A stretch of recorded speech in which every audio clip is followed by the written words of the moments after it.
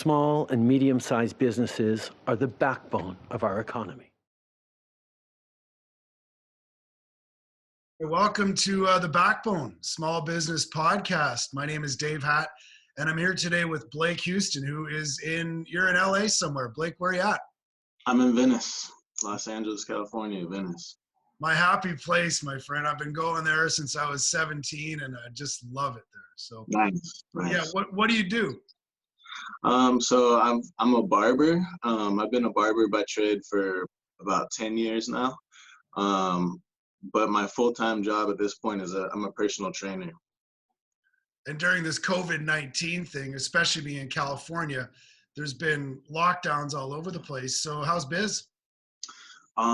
Business has been pretty much been shut down almost completely. I'm starting right now to kind of bounce back into a little bit of training stuff. But the barber shop is shut down. I usually work there 1 to 2 days a week, and that's been closed up completely. And then for the most part, the training has been shut down as well. So now, are you able to move to any kind of online training options? I'm starting to do that with some of my clients. So I've been doing a few Zoom chats like this where we'll just do online stuff, and I'll, essentially do the same thing that I do in person and guide them through. I was a little bit resistant to that at the start. I was like not into the idea. But now that it's gone on for so long, it's kind of the only option. Yeah, you got to kind of roll with the punches. I mean, as entrepreneurs, we got to do what we got to do, right? Yeah, you got to be able to adjust. And this week, a couple of people have started to come back where, well, a lot of my training I don't do out of a gym anyways. I do it in a park. So we'll meet at the park or in a backyard, and I'll wear gloves and they'll wear gloves, and we'll keep 6 feet from each other the whole time. All right. So you are actually able to, from a distance, connect with people then. Yeah, so that's been good, and I think people have been wanting to get back moving again and be outside. So that's been positive that I've been able to kind of start to get back in there, but still trying to keep mindful and safe about the virus and not get it or spread it. So. Yeah, no kidding. I mean, especially a personal trainer, that's your life is to be healthy, right? And Yeah. you can't be getting that. No. So now, how is it impacting you? So I'm in Canada. I'm in a place called Victoria, British Columbia. We're just north of Seattle. And you can probably guess from behind me, my partner Cindy and I own a non-toxic dry cleaner. And that's why I was actually living in LA for a while, which is how we connected, because I went to your barber shop. It wasn't you, apologize, but it was one of your compatriots that trimmed my beard, the only guy that's ever been able to do it properly. Nice. So I miss you guys dearly, and then I miss being on Lincoln Boulevard and all that fun stuff. But our business didn't work out down there for other reasons other than COVID. But now you're a contractor, right? So if I'm your client, I'm paying you X amount per hour, and then you have to not only, all your expenses, but all your food, all your rent, and whether that holds true, correct me if I'm wrong, holds true if you're a barber or in your capacity as a barber, in your capacity as a trainer. Yeah, they pretty much are the same in that aspect. There's not much different. I'm 1099 self-employed all across the board. So yeah, that money that I get from my clients that doing their hair and the clients that I'm training is that's my livelihood. That's what I depend on for absolutely everything. So now when you go, so in Canada, we've got our government's released a couple of different safety nets. Down in the States, what's happening in California? Has the state done anything? Has the county done anything? The feds, you hear a little bit about the feds sort of, through CNN or social media or whatever. Do you qualify for any help? Yeah, so luckily I do qualify for help, and right now I believe it's anybody that has paid taxes in the last 2 or 3 years. They're sending out, they say this month, depending on your salary bracket, where some people are making a certain amount of money, they're not getting anything. But I fall into the category where I'll be getting a check for, I believe it's like $1,200. Okay. So that helps, it's not, anything close to what I would be getting, normally, but it helps keep the head above the water. Yeah, yeah. Try and keep the roof over your head. At this point, that's, I think, kind of what we're all looking at, right? Yeah, and it's everybody's been, cool out here, like as far as landlords and everything. I mean, I think the law right now is there's no evictions for the next 2 months. And for my house that I'm in, they put the rent on hold for a minimum of the next 2 months. So the next 2 months, I don't have to worry about the rent right now. I think eventually it's going to be something I'm going to have to make payments towards or pay back later. But we've been able to get the rent for my house on hold.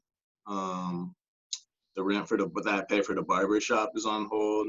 The rent that I pay for a gym is on hold. And then all of my like phone bills have been able to put on hold, gas, all this stuff. So everything has come to a halt, and I'm not sure how they're going to deal with it when things start to flow. If they're going to set up a way to pay it back, or how that's going to work.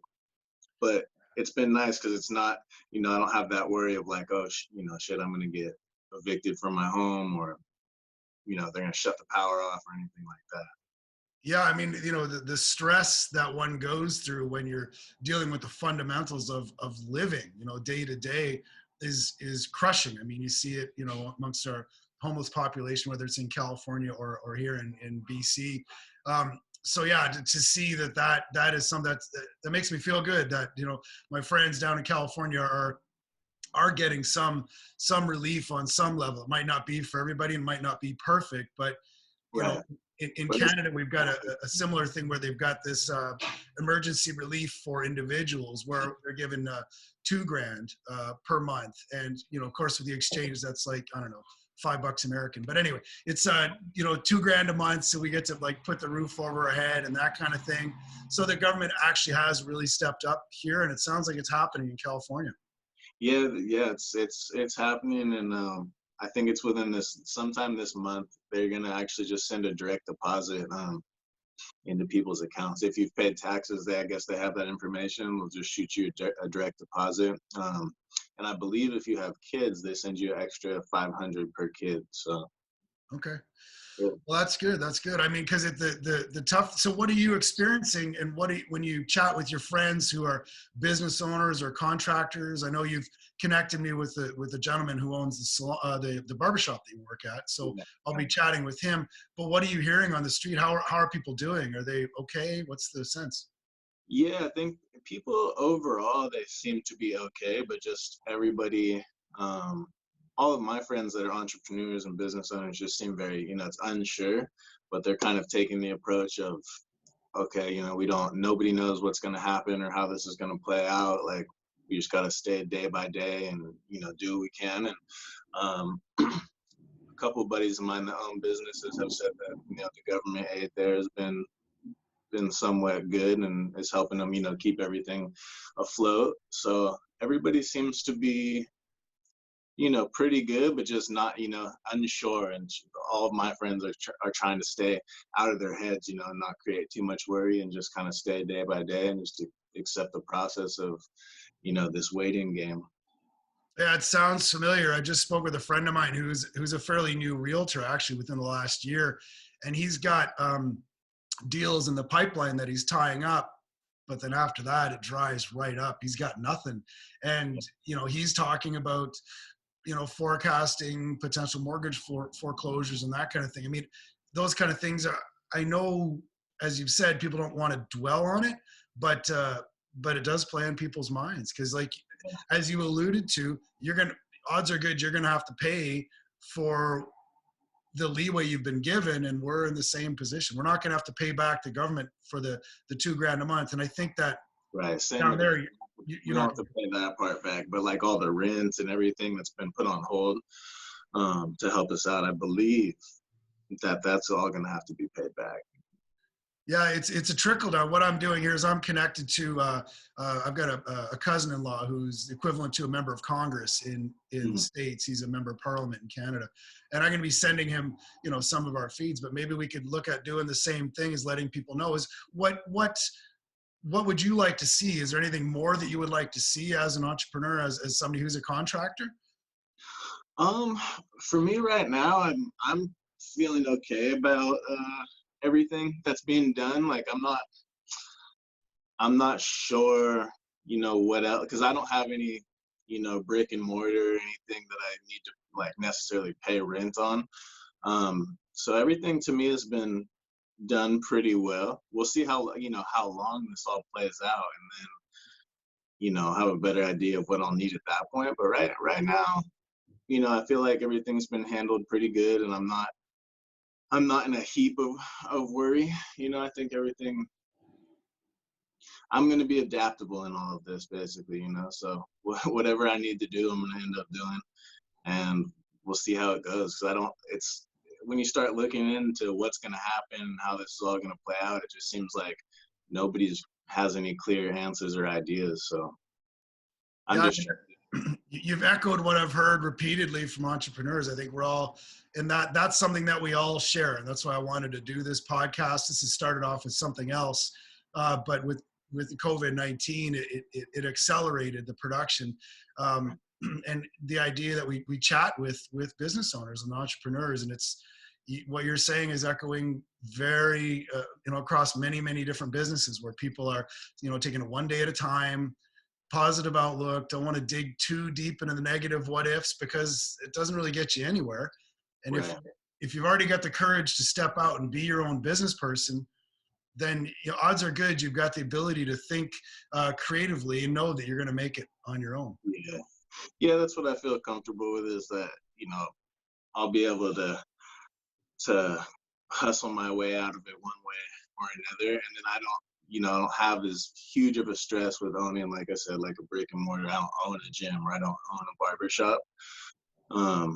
So I don't have that as such a big concern. But like you said, everything is this big trickle down effect. So some of my things that I wonder is if people are going to be able to afford, like, are people going to want a personal trainer? When this is all, when we come out of this, yeah, they might want it, but is that going to be something that they're paying for? And will my job kind of shift back into more of cutting hair? That's more of an essential thing that people need to get groomed and get haircuts, get beard trims, but not necessarily do they need to, spend a one-on-one hour and a half doing breath work and, physical training with somebody. So Well, I'm curious. yeah, I mean, maybe it's something where it winds up, you're able to connect with other gyms in town or whatever. I mean, you're in the mecca, right? You're in the Right. land of the fitness. So yeah, Mm-hmm. Yeah. Yeah. So we'll see, but I'm just trying not to worry about it, and kind of taking this as just like taking it as a break, and trying to do some time to just spend time for myself, and yeah, hopefully just grow as a person during this time.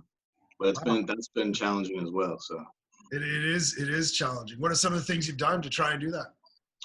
um I have a meditation practice that I've been doing for years, but I've tried to extend that time and do a little bit extra with the meditation.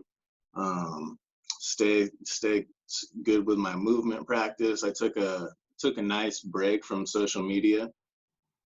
Just tried to really give myself time for me, and I signed out, I think, for like 2 or 3 weeks of all my social media, and just tried to spend more time, just simple and alone, and meditation, movement, um, and stuff like that. Really got into the breath work and all this. So that seems to help.